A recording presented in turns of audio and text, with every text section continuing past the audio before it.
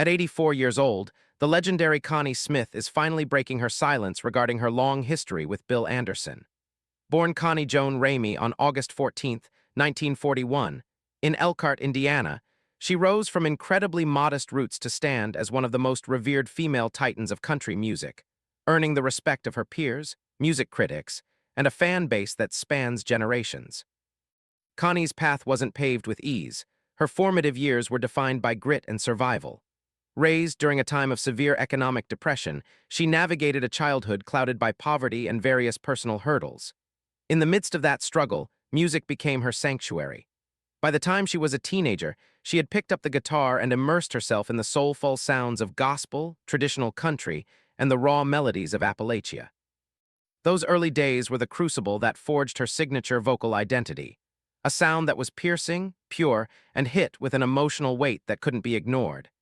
Even back then, she possessed a rare gift for translating heartache and resilience into song with breathtaking clarity. Everything changed for her in the early 1960s after a move to Ohio led her to join a local group. It was during one of those small-scale performances that she caught the eye of Bill Anderson, who was already established as one of the most formidable songwriters in the business. Seeing the untapped potential in her voice, Anderson stepped in to help her land a recording deal with RCA Victor, setting the stage for one of the most explosive debuts the genre had ever witnessed. In 1964, she dropped her first single, Once a Day, and it was an absolute lightning bolt. The track skyrocketed to the top of the Billboard Hot Country Singles chart and stayed there for 8 weeks straight, a monumental achievement that set a new bar for female artists at the time. That massive hit didn't just make her a star. It introduced the world to her unique blend of soaring, high-voltage vocals and traditional country arrangements. What followed was a literal decade of dominance. Throughout the 60s and 70s, Connie Smith was a permanent fixture on the charts, churning out over 70 hits including beloved tracks like Then, and Only Then, and The Hurtins All Over. Her music was a bastion of traditional values, emphasizing raw honesty and deep storytelling at a time when the industry was starting to lean toward a more polished, pop-centric sound. To her fellow artists, her voice was more than just a talent. It was considered one of the most perfect instruments in the history of the genre. Icons like Dolly Parton, George Jones, and Merle Haggard frequently sang her praises, with many viewing her as the gold standard for vocal excellence. She had this incredible knack for showing vulnerability without ever making it feel forced, which made her music feel like a personal conversation with the listener. However, behind the curtain of fame, Connie's personal life was fraught with its own battles. She wrestled with anxiety and the crushing weight of public expectation, struggles she would eventually address with remarkable transparency. At the absolute peak of her career in the late 70s, she made the shocking decision to walk away from the limelight to focus on her spiritual path and her family.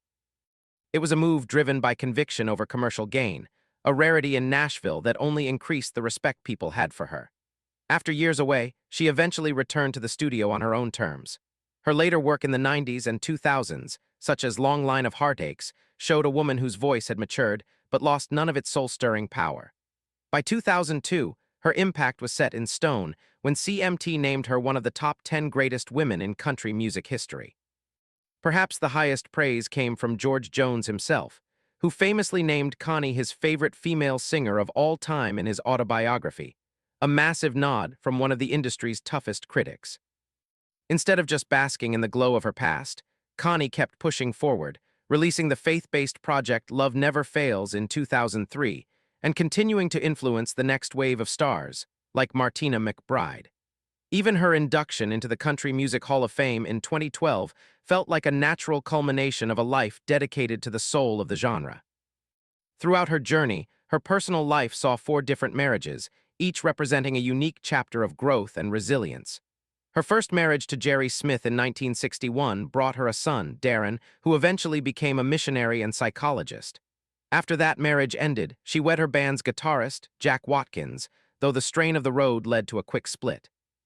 Her third marriage to Marshall Haynes lasted through the 70s and 80s and gave her 3 daughters, serving as a long-term anchor during her busiest years.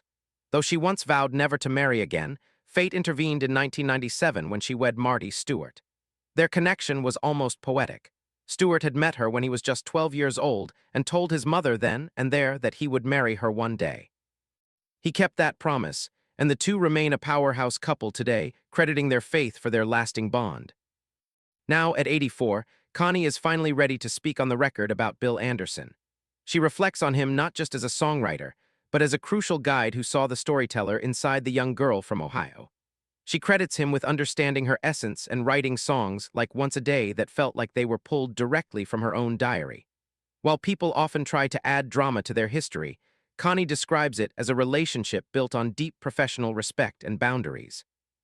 She admits that in a male-dominated town, Bill provided a sense of stability and never tried to change who she was. Looking back from this vantage point, she isn't interested in living in the past, but she is deeply grateful to the man who helped her find her voice and navigate the industry with her dignity and tact. It's a powerful, graceful look at a legendary partnership that helped define the very heart of country music. Thanks so much for watching this look into the life and legacy of the incredible Connie Smith. If you enjoyed this deep dive into country music history, make sure to hit that like button and let me know your favorite Connie Smith song in the comments below. Don't forget to subscribe and turn on notifications so you never miss a story about the legends who shaped the music we love. We'll see you in the next one.